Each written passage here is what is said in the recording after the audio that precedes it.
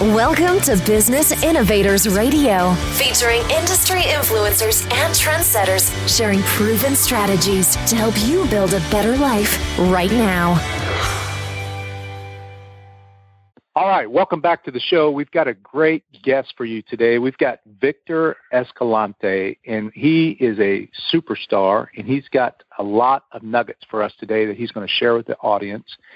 And he's going to talk about some things about overcoming fear and things that might be keeping you stuck in your entrepreneur journey or in your job. So, Victor, welcome to the show.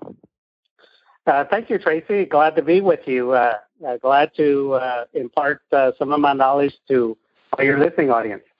Awesome. Thank you very much again for taking the time to be with it. So let's get right into it, Victor. Tell me a little bit about your business and what type of customers or clients that you help.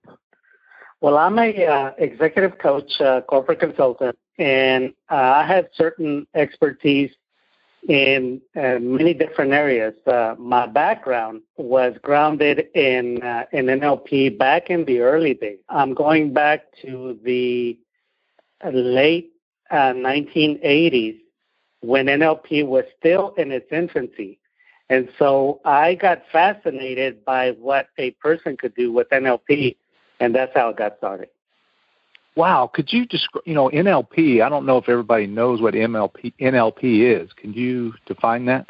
NLP has been defined as the study of the deep structure of subjective experience. In plain English, it's how we construct our map of reality in our mind. Because you know that no two minds are the same. Each mind is kind of like a universe. And so what happens with individuals is they have past experiences that have conditioned them or that have programmed them to have a certain response under certain triggers. So without getting too technical, I'll keep it real simple. Let me give you an example. Years ago, I did a guest appearance on a talk show, and there was a salesperson at the station that was really fascinated by what I was speaking about on the air.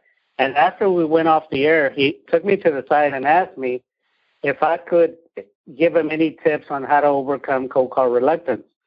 So do you have any idea what that is, Tracy? No.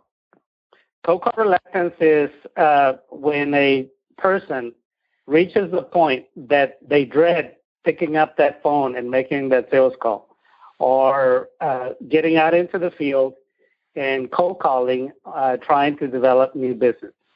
What happened with this particular individual is when I started to work with him, I found out that he had violated some of his core principles in order to meet a quota. And it's like after that, he began to self-sabotage himself. He couldn't live with himself. I take that back. I do know what that is, but I don't have that fear.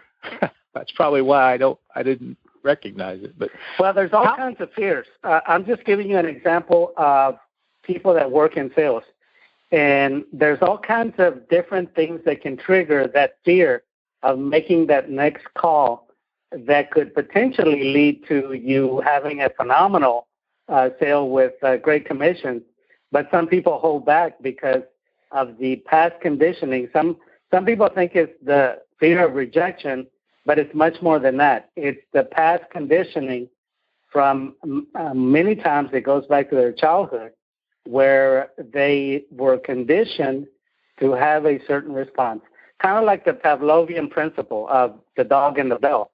If you remember your science classes, Pavlov was a Russian scientist that would show a hungry dog a piece of steak meat and then ring the bell when he would salivate. Well, what happened after a while is all he would need to do is ring the bell and the dog would start to salivate. That's what I'm talking about is conditioned response. And that kind of conditioned response goes into all different areas of life. Perfect. Hold that thought. We're going to come back to that here in a little bit. But what led you to this field, Victor? How did you get started doing this? Desperation. It's been said that there's only two motivating forces, desperation and inspiration. For me, it was desperation. I was working at a dead-end job that I hated, and I wanted to motivate myself to be able to develop a higher quality of life, get a better paying job, or do something that I was really passionate about. And I came across the book that Anthony Robbins first came out with, which was Unlimited Power. And of course, I went out and bought it, but I didn't understand it. But there was just enough in there that it piqued my curiosity to find someone that was trained in NLP to teach me how to do it. And I was very fortunate to find a gentleman that he studied with one of the founders of NLP. Along the way, obviously that was the book that changed your life, but was there a movie or another person that helped you along the way, that inspired you? I've had some really great teachers over the years. I tend to be more of an intellectual geek person, and I've read the writings of Joseph Campbell. And Joseph Campbell is someone that has inspired me to study the deep structure of cultures and their mythology, because in that we find meaning, and the subjective meaning that we give to life, to relationships, to just about everything.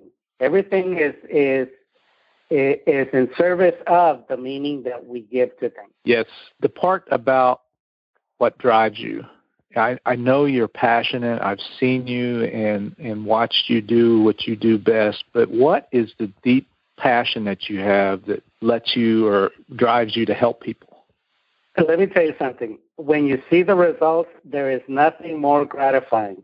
When you have someone tell you, thank you, I've had a 25-year-old phobia that you helped me overcome. I had a lady in another state that she was confined to her county because she had a phobia of crossing bridges. Imagine. And in her county, there was a lot of bridges to cross to get outside of the county. And so this woman was confined to that little area for 25 years. So I worked with her, and I helped her to overcome that phobia of crossing a bridge.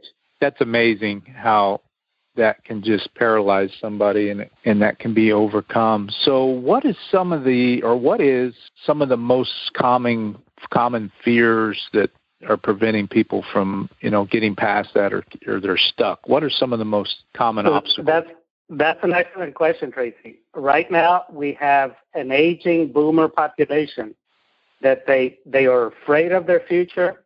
They're afraid of their finances. They're afraid of what they could do or not do in order to generate an income and a high quality of life. And the truth of the matter is that the new market requires that we have exceptional skills, be very technologically inclined, and that we bring to an employer something that gives him or her a competitive advantage. And let's face it, a lot of boomers didn't keep up with the time, and they feel that they cannot move forward with their lives, or they've peaked out in their lives, and worse, from here on, it gets worse. Well, I'm here to tell you that I'm a boomer, and it doesn't have to be that way. You got to find something that you're extremely passionate about. You got to find out something that maybe you had a dream when you were a kid, and it's time to take that dream off the shelf and find out in this new economy, in this new market, how can you take it to market? Let me give you an example. Years ago, I did a training for an agency, government agency. There was a lady that she says, I hate my job, Victor, with a passion. And she says, if I could live my life over again, I would start a dance school. So I asked her, what stops you? So she gave me some lame excuse, and I said, so what stops you? About the third time, she says, well, I guess nothing. So she quit her job. She moved to Hawaii, took her retirement money, and opened up a dance school, and is living the last years of her life being very happy. That's amazing. Just imagine if she hadn't ran into you, how that would have played out. So that's important that there's people in this world like you that can, build that bridge for people to get out of that cycle or that loop. I've got actual people in my family that have never logged onto the internet. And wow, they're afraid of it. That's amazing, yeah. And they're afraid of it. and and they think they're going to get their identity stolen. They think that they're going to get their bank account, wiped out, and they're in that loop, and they have no interest of getting out of it. You couldn't, Yeah, we've become such a fearful society that fear sells for a lot of different products and services that companies are pushing. So we've been conditioned by politicians and by different companies to buy into being fearful. And, of course, that doesn't really advance our society, and it really doesn't do anything for us as individuals.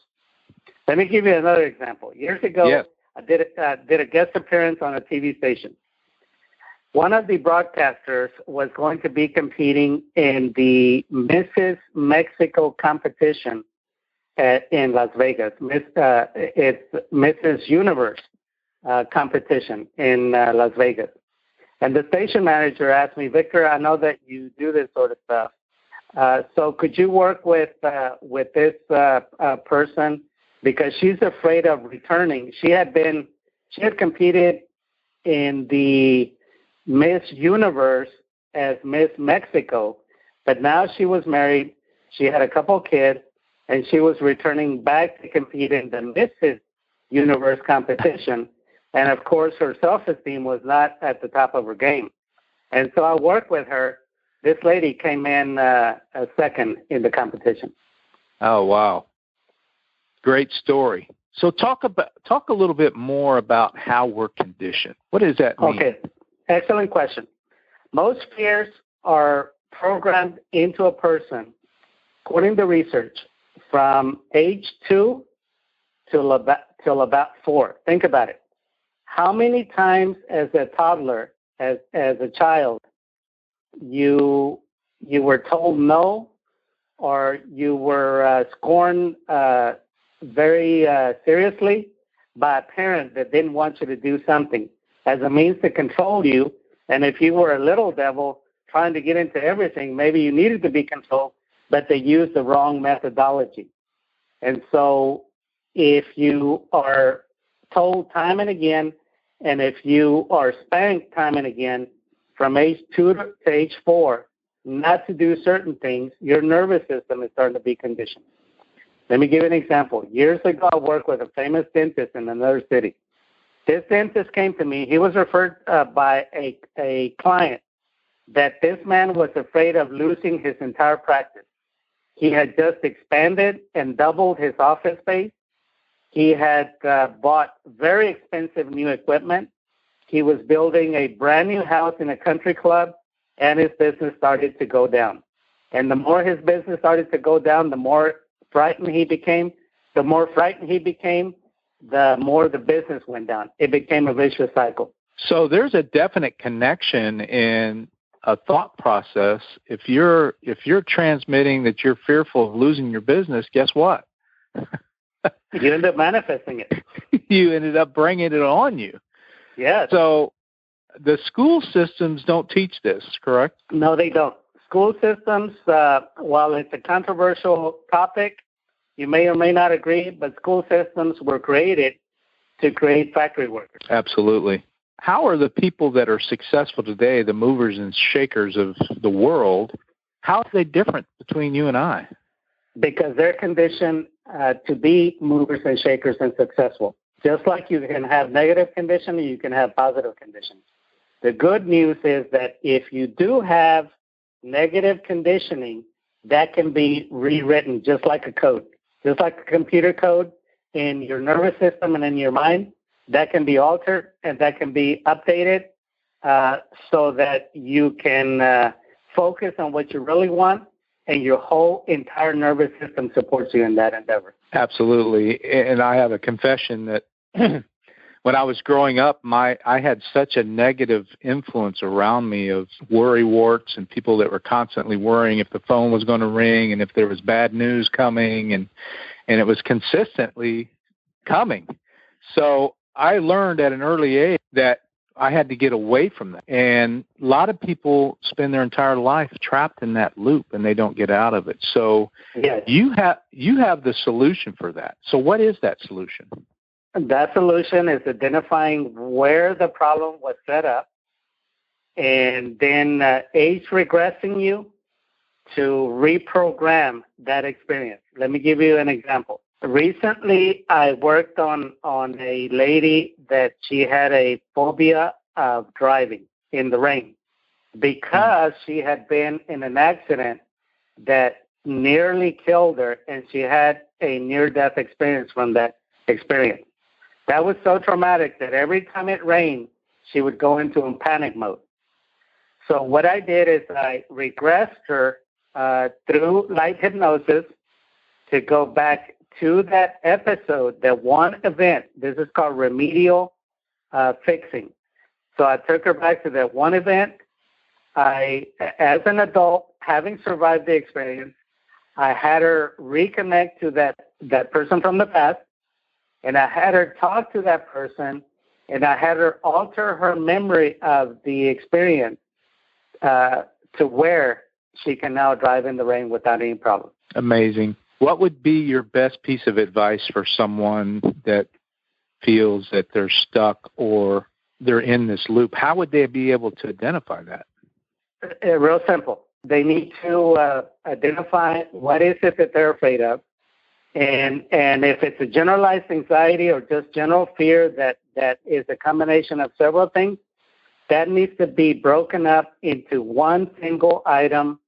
And what you end up doing is you end up working item by item to identify where the fear is coming from. The word fear is an acronym for false evidence appearing real. And it's all in the mind. It's all in the mind of the person. Yes, your mind, is a powerful thing, and it can trick you at times. Well, we call them one-time learning experience. The brain is so powerful that all it takes is one time to learn something so well that it responds the same way for the rest of your life. And so just like that's the power of the mind. So just like a mind can learn one way, it needs to unlearn that so that it can learn properly. I know there's people listening that are having these challenges, and you explained, it only takes one event to create that negative event. So what would be the process that you would recommend for them to change that or to go in a direction that more serves them? First, they have to identify what they want, because generally the fears come up as soon as they focus on what they want. There's different domains of life that people can focus on to have all that they can have. Generally, their relationships, the growth and personal growth in the mind and personal development, their career or jobs, their relationships, their health and physique, and some of the others. And so when you focus on one of these and you ask yourself, what is it that I want? That's a very important starting point, because believe it or not, Tracy, most people do not know what they want. They want to feel better. They want a better future, but they don't know what they want. So you have to first identify what it is that you want, and then identify what is it that stops you. Do you lack the emotional state? And that's where fears come into play. Because if fears are stopping you from reaching out and making a change in your life, that needs to be reprogrammed. The other one is you need to know what is that going to do for you. Whatever it is that you're wanting to do, whether you're wanting to be a famous book author, what is that going to do for you to be a famous book author? We call that a secondary gain, because if you don't know what it is that you're after, you will get it and feel very empty, not knowing why you don't feel as good as what you imagined you would feel once you got it. Awesome insight. These people, or some people I know, these readers, they're into their baby boomer years and been programmed, so to speak. And is this a quick thing, or how long does it take to turn the tide? No two people are alike. Some people, depending on what their fear is, it's an instant fix in 5 minutes or less. That's how quick it is. Other people have a more comprehensive problem or fear that needs to be broken up into small chunks. How do you eat an elephant? One chunk at a time. How do you eat a general big fear? One process at a time. That's awesome. That's great. Great nuggets there. So if the listeners are ready to make a change and overcome these obstacles, what's the best way for them to find out more about what you do? They can contact me. They can call me directly on my phone. That phone number is 210-216-6915. Let me repeat it. 210-216-6915. Or they can send me an email. My email is my last name, Escalante, that's spelled ESCALANTE .Victor, VICTOR, @yahoo.com. Awesome. Well, Victor, it's been awesome having you on the show. I know you've got a lot of things that can help a lot of people quickly, and I just want to thank you for being on the show today, so thank you very much. Thank you so much, Tracy. And I got one special gift for your listeners. I have a professionally recorded audio program that you listen to, and you saw how great it was, what a difference it made for you. Yep. I am going to give 5 of those audio recordings to those people that are interested. How can they claim that? By emailing you or? By emailing me. The first 5 get the audio recording. Go ahead and repeat that email address just in case they didn't hear it. That email is ESCALANTE .Victor, VICTOR, @yahoo.com. Beautiful. Or they can reach out to me on Twitter. Real simple to remember. It's VE_Mojo. VE_Mojo. Great. All right. Well, thanks again. And there you have it for this edition of the show. We'll see you the next time. Thanks for listening to Business Innovators Radio. To hear all episodes featuring leading industry influencers and trendsetters, visit us online at businessinnovatorsradio.com today.